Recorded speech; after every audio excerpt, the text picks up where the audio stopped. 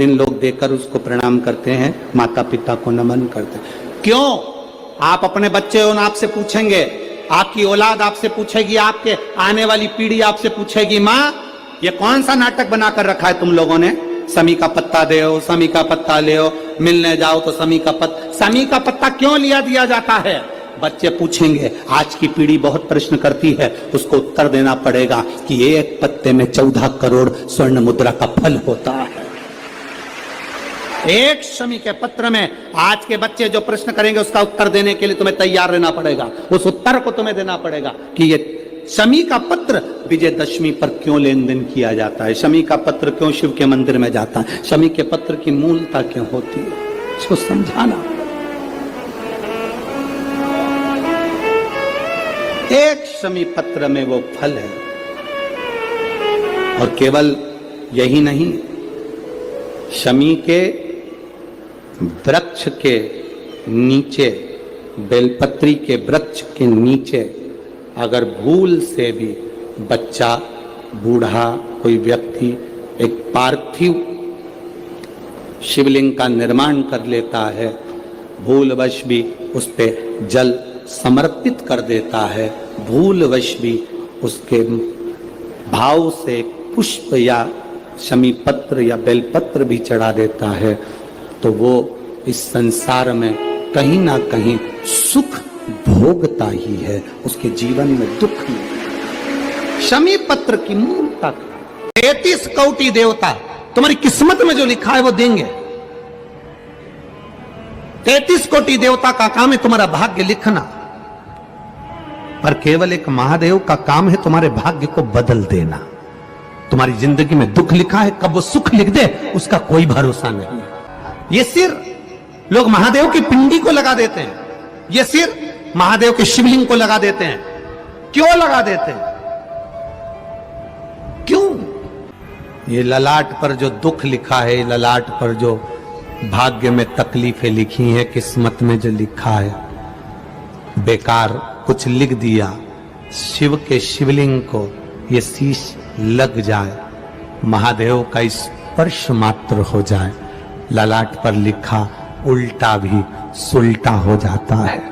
यदि पीला फूल शिवलिंग के आसपास में या शंकर भगवान के ऊपर कहीं रखा हुआ भी दिख जाए, उस कनेर के पुष्प को अगर आप 5 जगह का स्पर्श कराकर अपने हृदय की बात कहकर वापिस महादेव को समर्पित कर देते हो, तो भी मेरा महादेव तुम्हारे दुख का निवारण कर देगा। ऐसा योग लगे आपके जीवन में कि आप जिस व्यापार को आपने करा उस व्यापार में आपको फल नहीं मिला, फिर आपने व्यापार चेंज करा, फिर बदल कर देखा, फिर उस व्यापार को कर देखा, उसमें फल नहीं मिला, फिर आपने वापिस व्यापार को बदलने का विचार किया, तो हमारा निवेदन रहेगा उस व्यापार को बदलने से पहले एक काम जरूर कर देखो। 3 स्थान पर बेलपत्र को चढ़ाकर देखिएगा। अगर आपको लगे कि मैंने व्यापार बदल लिया, एक बार बदला, कई लोग ऐसे भी होते हैं जो पैसा इकट्ठा करते हैं, धन एकत्रित करते हैं, और कोई व्यापार ऐसा कर लेते हैं जिस व्यापार में धन चले जाता है तो वो धन वापिस नहीं आता, महाराज, वो व्यापार का धन वापिस नहीं आ पाता, तो बड़े दुखी होता है कि भाई मेरा गया हुआ पैसा नहीं आ रहा, मैं बड़ा कष्ट में हूं, मेरा खुद का ही आ जाए ना तो मैं निहाल हो जाऊं, मेरा अपना ही नहीं आ रहा जो गया हुआ है, तो मैं क्या वर्णन करूं उसको, क्या करूं। उनके लिए भी ये प्रयोग, ये शिव विद्येश्वर संहिता का ये भाव बड़ा सुंदर है हमारे। आप व्यापार पर व्यापार बदल कर देख लिए, धन भी हमारा कहीं डूब गया, आ नहीं रहा है, तो प्रयास करना 3 स्थान पर चढ़ाई गई बेलपत्र हमें सुख का अनुभव करा देती। बहुत ध्यान लगाइए। पहला, अशोक सुंदरी की जगह। अब ये बेलपत्र जब भी आप चढ़ाएंगे तो रविवार की अगर प्रदोष पड़ जाए,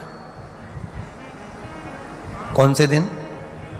रविवार की प्रदोष के दिन ये प्रयोग अवश्य कर देखिएगा। ज्यादा बार नहीं करना है, केवल एक ही बार करना, बाबा उस स्वयं कृपा करेगा।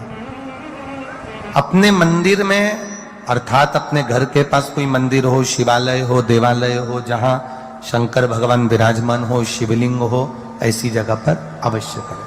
हमें कहीं दूर जाकर ये प्रयोग नहीं करना है, अपने अपने शिवालय, अपने जो घर के आसपास में शिवालय हो वह। एक बेलपत्र अशोक सुंदरी वाली जगह, अब उसको अशोक सुंदरी की जगह पर भी चढ़ाने का तरीका क्या है? जब हम बेलपत्र चढ़ाएंगे तो उस बेलपत्र को चढ़ाते समय आपकी जो बेलपत्र की डंडी है वो बेलपत्र, रविवार प्रदोष के दिन का ये उपाय है महाराज। ये बेलपत्र की जो डंडी है, इस डंडी का भाग शिवलिंग की ओर होना चाहिए। ये जो डंडी है इसका भाग अशोक सुंदरी पर जब चढ़ाएंगे तो शिवलिंग की ओर इसका भाग होगा महाराज। दूसरी, बेलपत्र को जब हम समर्पित करेंगे, जया इसके लिए कर्मा है जो पैसे ले गया और दे नहीं रहा। आपने हाथ कर जोड़ लिए, फोन कर लिए, 50 बार बोन भैया, 50 बार विनती कर दी, वो नहीं दे रहा ना। आप उसके लिए भस्म का लिंग तैयार कर कर उसका पूजन, उसका स्मरण कर कर उससे विनती कर, बाद में उसी का विसर्जन उसी वृक्ष के नीचे जयलाल कर धीरे धीरे नाम स्मरण कर कर छोड़। उस भस्म का थोड़ा सा भाग लेकर आए, मस्तक पर तिलक लगाकर केवल एक बार या तो फोन पर बात कर ले या उसको बोल दे कि हमारा धन दे दीजिए, उसके बाद बाबा जाने और बाबा भस्म में दारी जा रहे।